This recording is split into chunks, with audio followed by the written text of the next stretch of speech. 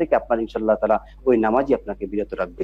ইনশাআল্লাহ। 3 নাম্বার যে ফায়দার কথা আমি বলবো সেটা হলো জিকির আপনার কাজা হবে না। অর্থাৎ সকাল সন্ধ্যা আপনার জিকির আপনি যদি নাও করতে চান, দেখবেন আপনার পাশে বসে একজন জিকির করতেছে, আপনার পাশে বসে একজন সুবহানাল্লাহ বলতেছে, আপনিও বলবেন কেন আমি সুবহানাল্লাহ পড়বো না? আমি তো শুনছি যে ব্যক্তি মান ক্বালা সুবহানাল্লাহ, যে ব্যক্তি সুবহানাল্লাহ পড়বে সেই ব্যক্তি আসমান এবং জমিনের মধ্যবর্তী জায়গার ভিতরে যত ফাঁকা জায়গা রয়েছে সমস্ত জায়গার ভিতরে আল্লাহ সুবহানাহু ওয়া তাআলা নেকি দ্বারা ভরপুর করে দেয়।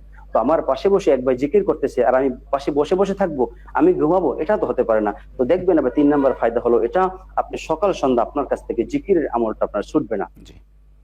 জি মুহতারাম। 4 নাম্বার যে ফায়দাটা আমাদের হবে সেই ফায়দাটা হলো কোরআন তেলাওয়াত শোনা। অনেক আছে আমরা কোরআন তেলাওয়াত করতে পারি না, কোরআন তেলাওয়াত করতে পারি না, আল্লাহ সুবহানাহু ওয়া তাআলার কালাম আমরা পড়তে পারি না। এই কালামের ভিতরে কত মধু এবং কত সুর, কত কথা, কত প্রেম, কত ভালোবাসা আল্লাহ সুবহানাহু ওয়া তাআলা এই মহাগ্রন্থ আল কোরআনের ভিতরে নাজিল করেছে।